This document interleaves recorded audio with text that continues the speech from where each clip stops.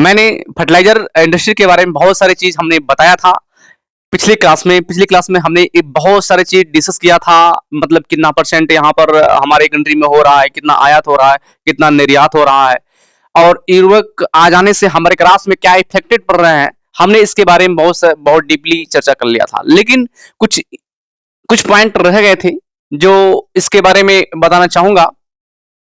देखिए, यहाँ पर फर्टिलाइजर का मतलब उर्वरक होता है और इंडस्ट्री का मतलब उद्योग होता है। तो जो फर्टिलाइजर होता है, ये उर्वरक क्यों हमारे कृषि के क्षेत्र में ज्यादा एक तरह से जो है यूज हो रहा है, तो मैं बता दूं कि fertiliser are use to increase produce of crops. इसका मतलब ये है कि उर्वरक का प्रयोग फसलों का उत्पादन बढ़ाने में किया जाता है। ठीक है। एक बात और है, आपको समझनी होगी, अगर इसके दृष्टिकोण से देखें, उर्वरक की दृष्टिकोण से देखें, तो उर्वरक को दो भागों में इसको डिस्ट्रीब्यूट किया गया है, ताकि जो है जो उससे फर्टिलाइजर जो मिले, एक होता है केमिकल होता है और एक ऑर्गेनिक फर्टिलाइजर होता है। जो ऑर्गेनिक फर्टिलाइजर होता है उसमें हम लोग को बहुत सारे चीज उसमें जानने पड़ेंगे, हम जैसे कि अपने पिछली क्लास में खूब चर्चा किया था, है ना। तो plants and leaves and root से जो खाद बनते हैं, जो फर्टिलाइजर होता है, और बहुत ही मोस्ट इंपॉर्टेंट होता है एक तरह से। इसकी एक थ्योरी है, एक डीपली अध्ययन करेंगे तो इसमें बहुत सारी चीज जो है तत्व के बारे में यहाँ पर आपको बताया जाएगा, है ना। अभी मैं पॉइंट टू पॉइंट करके मैं लिखाऊंगा, ओके। उसके बाद आप गोबर से, जैसे मैन्योर बोलते हैं, गोबर से भी खाद तैयार फर्टिलाइजर यूज होता है अपने कृषि के क्षेत्र में। उसके बाद केचुआ द्वारा तैयार किया गया जो सोयल होते हैं, जो मिट्टी होती है, ये बहुत महत्वपूर्ण है, इसलिए केचुआ को किसानों का मित्र कहा गया है ना। अगर हम केमिकल के बारे में बात करें तो केमिकल जो है उसमें नाइट्रोजन देखेंगे और फास्फोरस देखेंगे, पोटेशियम देखेंगे। आज चीज हम लोग देखने वाले हैं।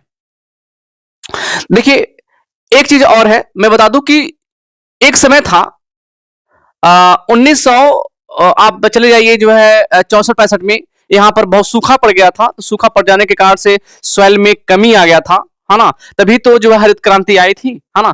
तो जब सॉइल में कुछ कमी हो गया था, है ना, यानी भारतीय मिट्टी में कुछ डिफिशियंसी आ गई थी, इसलिए क्रांति आई थी। उसमें बाकायदा हरित क्रांति के बारे में आप जानेंगे तो बहुत ही आपको जानने को मिलेंगे। एक कब आया था आपसे पूछता है, तो 1966 और 67 में आया था। और जो केमिकल अभी हम बता रहे थे, केमिकल में जो नाइट्रोजन है, फास्फोरस है, पोटेशियम है, तो नाइट्रोजन जो है एक अहम भूमिका निभाता है केमिकल फर्टिलाइजर में, क्योंकि इसे बहुत ही जो उर्वरक होते हैं, खाद होते हैं, ज्यादातर इससे ही तैयार होते हैं। तो अगर हम पूरे विश्व के बारे में बात करें, सबसे ज्यादा कहाँ कहाँ कहाँ कहाँ प्रयुक्त होता है, कहाँ लोग यूज करते हैं, कहाँ प्रयोग करते हैं, प्रथम स्थान पर नाम आता है चाइना का, दूसरे स्थान पर आता है आपका यूएसए का, तीसरे स्थान पर आता अपने भारत का। ठीक है। तो आप जानते हैं, मैं लिख दूं फर्टिलाइजर क्या है। अभी मैं क्या बताया डिफिनेशन में, हमने बताया था जो फर्टिलाइजर होता है, fertiliser fertiliser are used to increase production of crops. इसका मतलब होता है कि उर्वरक का जो प्रयोग होता है फसलों का उत्पादन बढ़ाने में, इसका किया जाता है। ठीक है। इसको जब डिस्ट्रीब्यूट किया गया, अभी जैसे हमने बताया, एक होता ऑर्गेनिक फर्टिलाइजर, एक होता है केमिकल फर्टिलाइजर। ठीक है। इसमें हमने क्या बताया हूं, अभी को हमने बताया हूं जो प्लांट्स होते हैं, ठीक है, प्लांट्स होते हैं, उसके जो लीफ होती है ना, पत्ते होते हैं, जब सड़ जाते हैं, और रूट्स, ठीक है, सड़ जाता तब खाद बनता है। मेन्यूअर मतलब गोबर से भी खाद मिलता है, बहुत अच्छा खाद होता है उर्वरक बनाए रखने के लिए। उसके बाद केचुआ केचुआ द्वारा तैयार किया गया सॉइल, मतलब केचुआ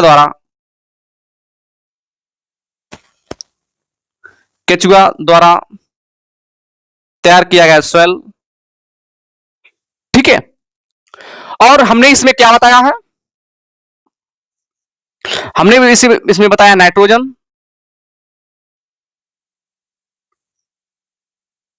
नाइट्रोजन, उसके बाद फॉस्फोरस, उसके बाद पोटेशियम,